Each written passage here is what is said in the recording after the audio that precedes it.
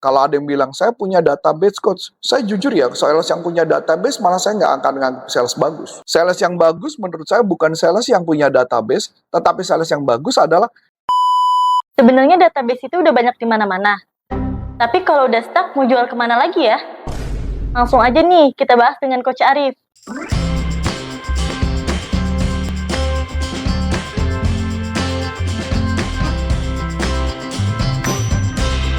Halo Coach. ya Ini aku penasaran banget nih Coach, gimana sih cara mencari database yang tepat buat jualan nih Coach? cara mencari database itu kalau kita bicara dalam konteks teknologi sekarang.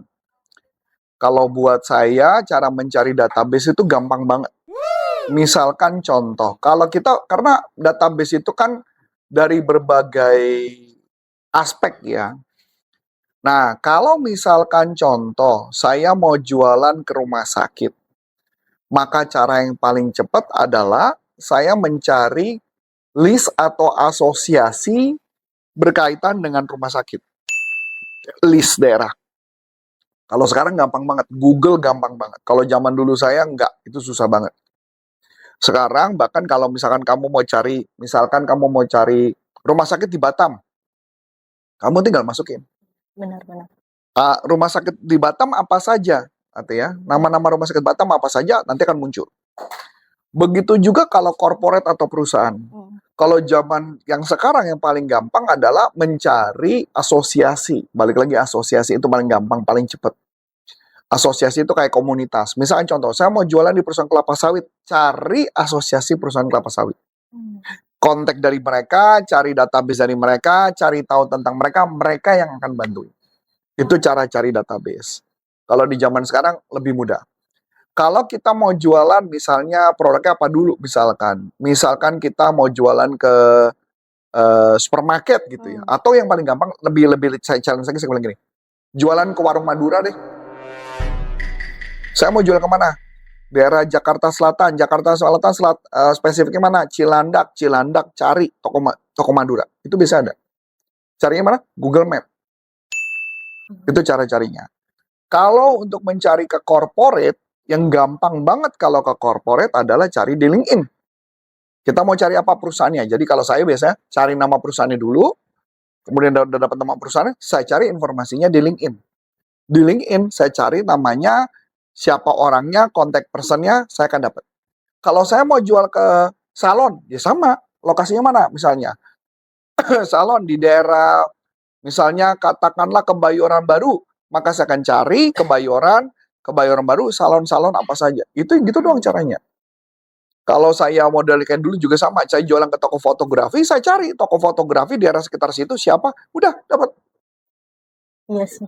Emang zaman sekarang emang gitu sih. Gampang banget cari database. Iya, jadi cara cari database itu nggak sulit, bukan sulit. Sangat mudah untuk carinya, asal yang penting mau. Nah, kalau saya ditanya misalnya, seorang sales, ya, kalau ada yang bilang, saya punya database coach, saya jujur ya, sales yang punya database malah saya nggak akan nganggap sales bagus. Sales yang bagus menurut saya bukan sales yang punya database, tetapi sales yang bagus adalah sales yang punya motivasi sangat tinggi, karena kalau dia punya motivasi sangat tinggi dan tahu alasannya kenapa dia harus sukses jualan, dia akan mencari siapa nama customer, siapa database-nya akan cari. Jadi kalau ada sales kadang-kadang datang ke saya, coach, saya minta database dong, saya punya database sih coach. Tertarik nggak? Enggak, saya nggak tertarik. Sangat tidak tertarik. Nah, ya buat apa? Karena sales kayak gitu belum tentu sukses. Buktinya di perusahaan lain aja belum tentu sukses. Nah, cara lain, kebetulan misalkan saya lagi mau kerjasama dengan perusahaan aplikasi tertentu. Saya lagi nyari nih, ada nggak perusahaan aplikasi tertentu yang mau kerjasama sama saya? Kalau aplikasi itu mau kerjasama sama saya mau tuh kerjasama untuk ngejualin software-nya dia. Tapi dengan syarat, saya jual software dia, tapi saya minta ditukar nama customer. Jadi dia kasih database-nya dia ke saya, ya, saya bantu dia untuk jualan. Nah, itu bisa juga dapat database. Jadi database itu sangat tidak susah untuk didapat. Kalau ke database itu supaya nggak numpuk, yang penting, yang jelas adalah ketika kamu punya database, langsung dikerjakan. Kalau saya, semuanya database itu saya kumpulin dulu. Sebenarnya idealnya gini, ini idealnya. saya itu kalau mau prospek orang besok, saya jujur ya, kalau saya adalah cari database-nya nanti sore. Baru saya kontak besok pagi. Bukan pada saat besok pagi saya baru cari database, pasti nggak sempat kontak. Jadi cari malam, udah dapat malam, besok pagi baru saya kontak.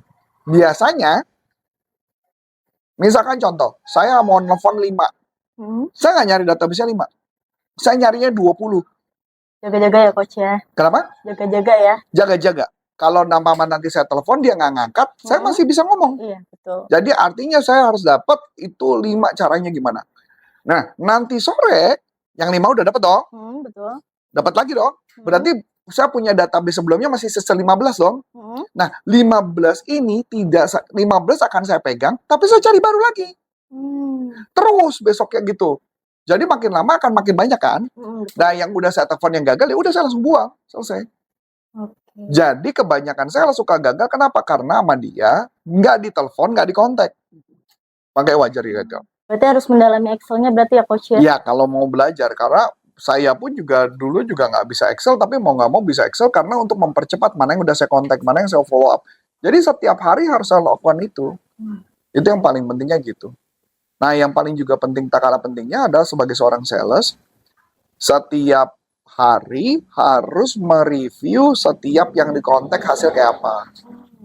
Kalau saya punya catatan, buku catatan, setiap customer saya kontak, saya catat prospek siapa, berapa lama, hasilnya kayak apa, saya tulis. Karena buat saya itu menjadi bagian penting supaya saya hafal siapa yang kontak, siapa yang saya telepon, itu yang saya lakukan. Berarti checklist juga perlu dong coach? Iya tentu, checklist pasti perlu. Coach, tadi kan coach bilang prospek kita kan lumayan banyak nih. Jadi kalau misalnya prospek kita gagal nih, itu bisa di follow up ulang atau dibuang, bener-bener dibuang gitu coach? Sebenarnya kalau buat saya, kalau mama dia ditelepon dan ditolak saat itu, maka saya akan coba lagi follow up tapi dengan cara lain. Jadi saya akan kumpulkan database itu, tapi saya beri waktu dulu mungkin 3 bulan, 6 bulan, saya coba tawarkan lagi. Dengan cara yang baru, ngomongan yang baru, skrip yang baru, biasanya baru berubah. Kalau cara skrip yang sama, kemungkinan besar akan ditolak lagi. Jadi, jangan semua database itu benar-benar dibuang. Kecuali ada juga database yang kita kontak di telepon nggak diangkat, maka memang kita harus sudah telepon lagi nanti. Jadi kalau bahasa saya, telepon itu tujuannya 2. Ketika database. 1 adalah kita memastikan kita bikin janji temu atau coba jualan. Atau yang kedua dikualifikasi.